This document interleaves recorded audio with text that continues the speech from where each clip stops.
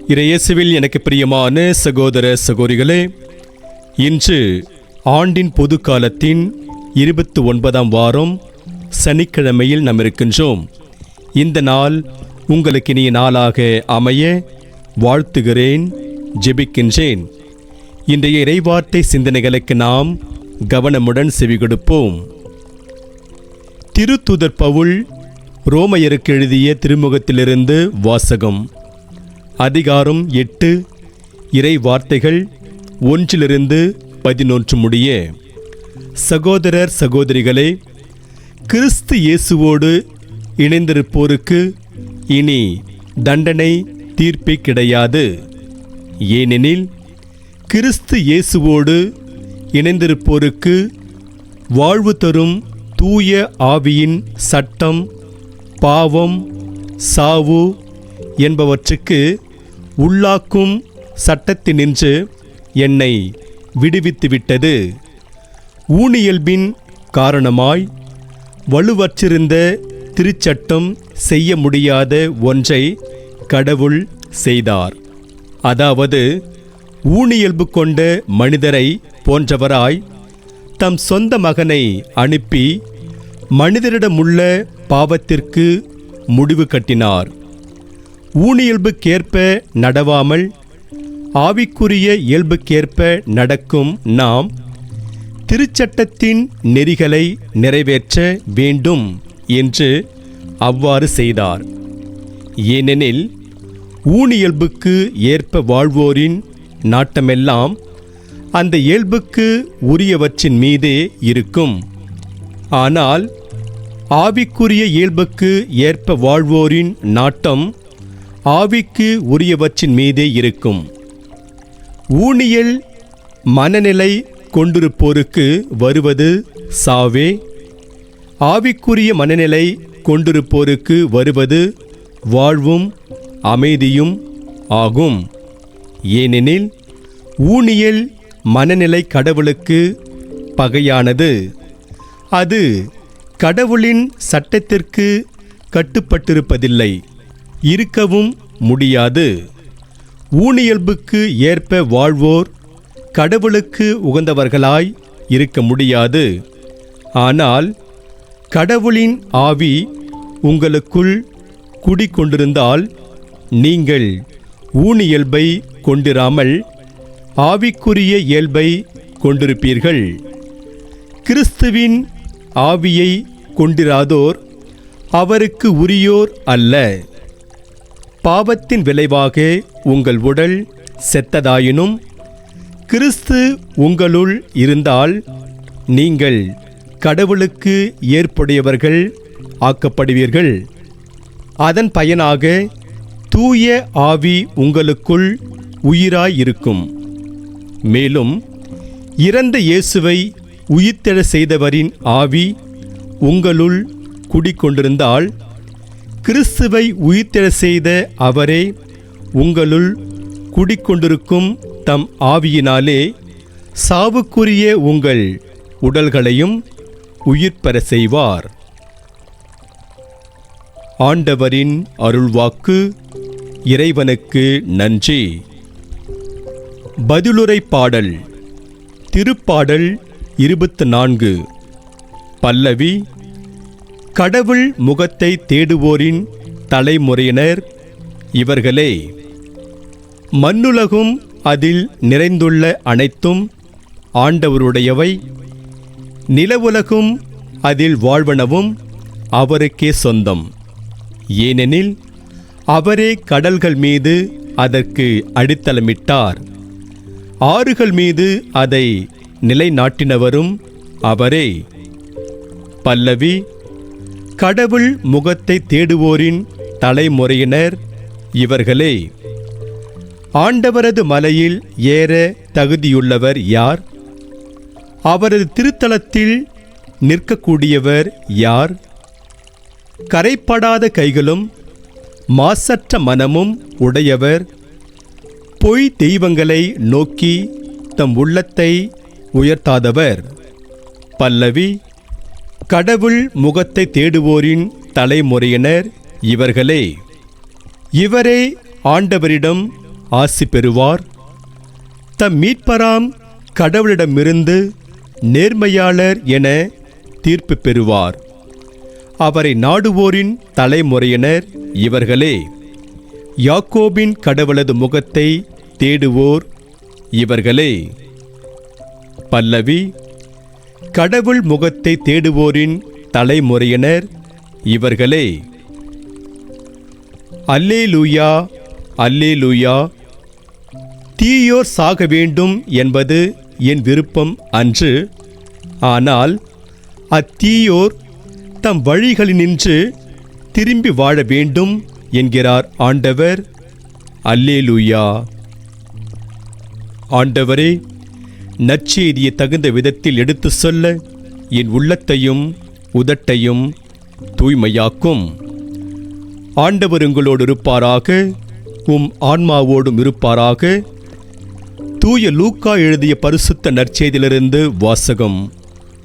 ஆண்டவரே, மாட்சி உமக்கே. லூக்கா நற்செய்தி அதிகாரம் 13, இறை வார்த்தைகள் 1-9 முடிய. அக்காலத்தில் சிலர் இயேசுவிடம் வந்து, பலி செலுத்திக் கொண்டிருந்த கலிலேயரை பிலாத்து கொன்றான் என்ற செய்தியை அறிவித்தனர். அவர் அவர்களிடம் மறுமொழியாக, இக்கலிலேயருக்கு இவ்வாறு நிகழ்ந்ததால் இவர்கள் மற்றெல்லா கலிலேயரையும் விட பாவிகள் என நினைக்கிறீர்களா?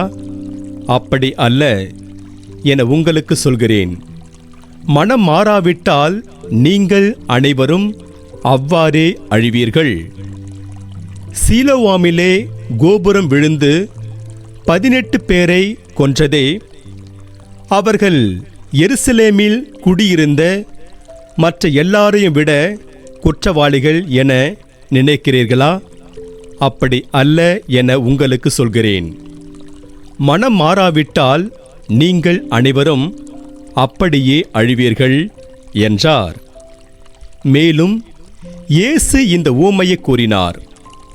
ஒருவர் தம் திராட்சைத் தோட்டத்தில் அத்திமரம் ஒன்றை நட்டு வைத்திருந்தார். அவர் வந்து அதில் கனியை தேடியபோது எதையும் காணவில்லை. எனவே அவர் தோட்டத் தொழிலாளரிடம், பாரும், 3 ஆண்டுகளாக இந்த அத்திமரத்தில் கனியை தேடி வருகிறேன், எதையும் காணவில்லை. ஆகவே இதை வெட்டிவிடும். இடத்தை ஏன் அடைத்துக் கொண்டிருக்க வேண்டும் என்றார். தொழிலாளர் மறுமொழியாக, ஐயா, இந்த ஆண்டும் இதை விட்டு வையும். நான் இதை சுற்றிலும் கொத்தி எரு போடுவேன். அடுத்த ஆண்டு கனி கொடுத்தால் சரி, இல்லையானால் இதை வெட்டிவிடலாம் என்று அவரிடம் கூறினார். ஆண்டவரின் அருள்வாக்கு. கிறிஸ்துவே உமக்கு புகழ். தீர்ப்பிடாதே, மனம் மாறு. இயேசுவில் எனக்கு பிரியமான சகோதர சகோதரிகளே, மலையடிவாரமாய் இருந்தது அந்த துறவ மடம். அங்கிருந்த துறவிக்கு ஏராளமான சீடர்கள் இருந்தார்கள். ஒரு நாள் துறவி சந்திரன் என்ற சீடனை அழைத்து, நீ பக்கத்து ஊருக்கு போ. அங்கு யாராவது ஒரு நல்லவர் இருந்தால் அவரை கையோடு அழைத்து கொண்டு வா என்றார். துறவி தனக்கு பணித்தவாறு சந்திரன் என்ற அந்த சீடன் பக்கத்து ஊருக்கு புறப்பட்டு சென்றான். அவன் அங்கிருந்து சென்ற பிறகு துறவி பூபாலன் என்ற சீடனை அழைத்து, நீயும் பக்கத்து ஊருக்கு போ. அங்கு யாராவது ஒரு கெட்டவர் இருந்தால் அவரை கையோடு அழைத்து கொண்டு வா என்றார். பூபாலன் என்ற அந்த சீடரும் அதற்கு சரி என்று ஒப்புக்கொண்டு பக்கத்து ஊருக்கு சென்றான். மாலை வேளையில் பக்கத்து ஊருக்கு போன 2 சீடர்களும் துறவ மடத்திற்கு வந்து துறவையை சந்தித்தார்கள். முதலில் துறவி சந்திரனிடம், பக்கத்து ஊரில் நல்லவர் யாருமே இல்லையா என்று கேட்டதற்கு அவன் அவரிடம், ஆமாம் சாமி, பக்கத்து ஊரில் நான் பார்த்த எல்லாருமே ஏதாவது ஒரு தவறு செய்து கொண்டே இருந்தார்கள். அதனால்தான் அந்த ஊரில் யாருமே நல்லவர் இல்லை என்று திரும்பி வந்துவிட்டேன் என்றான். இதற்கு பிறகு துறவி பூபாலன் என்ற சீடனிடம், பக்கத்து ஊரில் கெட்டவர் யாருமே இல்லையா என்றார். நான் பார்த்த வரைக்கும் கெட்டவர் என்று யாருமே இல்லை சாமி. எல்லாரும் ஏதாவது ஓர் உதவியை மற்றவருக்கு செய்து கொண்டிருந்தார்கள். அதனால்தான் அவ்வூரில் கெட்டவர் என்று யாருமே இல்லை என்று திரும்பி வந்துவிட்டேன் என்று புன்னகை மாறாமல் மறுமொழி பகர்ந்தான் பூபாலன் என்ற அந்த சீடன். இயேசுவில் எனக்கு பிரியமான சகோதர சகோதரிகளே, இருவர் சொன்ன பதிலையும் கேட்டு ஏனைய சீடர்கள், அது எப்படி ஒரே ஊரில் எல்லாரும் கெட்டவர்களாகவும் எல்லாரும் நல்லவர்களாகவும் இருக்க முடியும் என்றார்கள். அதற்கு துறவி அவர்களிடம், சந்திரனுக்கு பக்கத்து ஊரில் இருந்த எல்லாரும் கெட்டவர்களாக தெரிய காரணம், அவனுக்கு தான் மட்டுமே நல்லவன், மற்ற எல்லாரையும் கெட்டவர்கள் என்ற எண்ணம் இருப்பதாலேயே ஆகும். பூபாலனை பொறுத்தவரையில் இந்த உலகத்தில் உள்ள எல்லாரும் நல்லவர்கள். அதனாலேயே அவன் பார்த்த எல்லாருமே அவனுக்கு நல்லவர்களாக தெரிந்திருக்கிறார்கள் என்றார். இறையேசில் பிரியமானவர்களே, ஆம், ஒரு சிலர் இந்த நிகழ்வில் வருகின்ற சந்திரன் என்ற சீடனைப் போல தான் மட்டும் நல்லவன், மற்றவர்கள் எல்லாரும் கெட்டவர்கள் என்று வாழ்ந்து கொண்டிருக்கிறார்கள். இப்படி மற்றவர்களை பாவிகள் என்று தீர்ப்பிடும் எவரும் மனம் மாற வேண்டும் என்ற அழைப்பினை தருகின்றது இன்றைய இறைவார்த்தை. அதை பற்றி நாம் சிந்தித்து பார்ப்போம். இறையேசுவில் எனக்கு பிரியமான சகோதர சகோதரிகளே, பாவிக்குத்தான் அழிவு வரும், குற்றமற்றவருக்கோ அல்லது நேர்மையாளருக்கோ அழிவு வராது என்று யோபு புத்தகத்தில் 4ஆம் அதிகாரம் 7 பார்க்கிறோம். இது எல்லாவற்றையும் இழந்து நின்ற யோபுவிடம் அவரது நண்பன் எலிப்பாசு சொல்லக்கூடிய வார்த்தைகள். ரபி, இவர் பார்வையற்றவராய் பிறக்க காரணம் இவர் செய்த பாவமா, இவர் பெற்றோர் செய்த பாவமா என்று தூய யோவான் நற்செய்தியில் 9ஆம் அதிகாரம் 2 பார்க்கிறோம். இது பிறவியிலேயே பார்வையற்ற ஒருவரை கண்டு இயேசுவின் சீடர்கள் அவரிடம் கேட்கின்ற கேள்வி. இவையெல்லாம் ஒருவருடைய அழிவிற்கும் அவர் செய்யும் பாவத்திற்கும் நெருங்கிய தொடர்பிருக்கிறது என்ற எண்ணத்தின் அடிப்படையில் பேசப்பட்ட வார்த்தைகள். இன்றைய நற்செய்தியில் இதைப் போலத்தான் சிலர் பலி செலுத்திக் கொண்டிருந்த கலிலேயரை பிலாத்து கொன்றான் என்று இயேசுவிடம் சொல்கிறார்கள். இதற்கு இயேசு அவர்களிடம், சிலோவாமிலே கோபுரம் விழுந்து 18 பேர் இறந்ததை குறித்து பேசிவிட்டு, மனம் மாறாவிட்டால் நீங்கள் அனைவரும் அப்படியே அழிவீர்கள் என்கிறார். இயேசுவை பொறுத்தவரையில் அடுத்தவரை தீர்ப்பிடுவது குற்றம். அதற்கு மாறாக அவர் மனம் மாறுவது நல்லது. இன்றைய முதல் வாசகத்தில் பவுல் இயேசு கிறிஸ்துவோடு ஒன்றித்திருப்போருக்கு இனி தண்டனை தீர்ப்பே கிடையாது என்கிறார். தாம் தண்டனை தீர்ப்பிலிருந்து தப்பிக்க வேண்டும் என்றால் இயேசுவோடு ஒன்றித்திருக்க வேண்டும். நாம் இயேசுவோடு ஒன்றித்திருக்கின்றோம் என்றால் அடுத்தவரை தீர்ப்பிடக்கூடாது. ஏனெனில் தீர்ப்பிடும் அதிகாரம் கடவுளுக்கு மட்டுமே உள்ளது. இறையேசுவில் பிரியமான சகோதர சகோதரிகளே, ஒரு பணக்கார கிறிஸ்தவ இளைஞன் தான் வாழ்ந்து வந்த பகுதியில் இருந்த ஓர் ஏழையிடம் சென்று, நான் உங்கள் மகளை மிகவும் அன்பு செய்கிறேன், அவளை நான் மணந்து கொள்வதாகவும் இருக்கிறேன். அதனால் நீங்கள் எனக்கு உங்களது மகளை மணமுடித்து வைக்க வேண்டும். நீங்கள் மட்டும் உங்களுடைய மகளை எனக்கு மணமுடித்து வைத்தால் நான் அவளை ராணி போல வைத்துக்கொள்வேன் என்றான். அந்த ஏழை தந்தை இந்த வார்த்தைகளை கேட்டதும் சிறிது நேரம் எதுவும் பேசாமல் அமைதியாக இருந்தார்.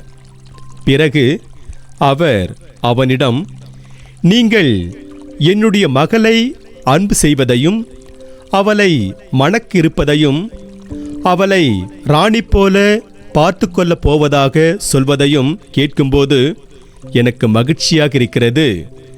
அதே நேரத்தில் நான் என்னுடைய மகளுக்கு சிறு வயதிலிருந்தே இறை நம்பிக்கை ஊட்டி வளர்த்திருக்கிறேன்.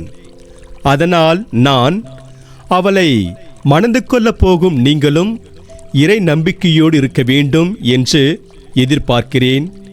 எனவே இப்போது நான் உங்களிடம் கேட்கப் போகும் கேள்விக்கு நீங்கள் சரியான விடை அளித்துவிட்டால் நீங்கள் என்னுடைய மகளை மணந்து கொள்ளலாம் என்றார்.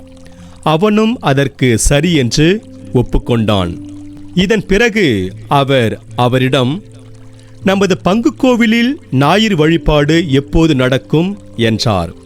அந்த ஏழை தந்தையிடமிருந்து இப்படி ஒரு கேள்வியை எதிர்பாராத பணக்கார இளைஞன் 7 மணி, இல்லை 7:30 மணி, இல்லை 8 மணி என்றான். பணக்கார இளைஞன் சொன்ன இப்பதிலை கேட்டு அதிர்ந்து ஏழை தந்தை அவனிடம், நீங்கள் என் மகளை மணமுடித்து அவளை ராணி போல வைத்திருக்கலாம், ஆனால் ஞாயிறு வழிபாடு எப்போது நடக்கும் என்பது கூட தெரியாத உங்களுக்கு என் மகளை மணமுடித்து கொடுத்து அவளுடைய வாழ்க்கையை பாழாக்க விரும்பவில்லை என்றார்.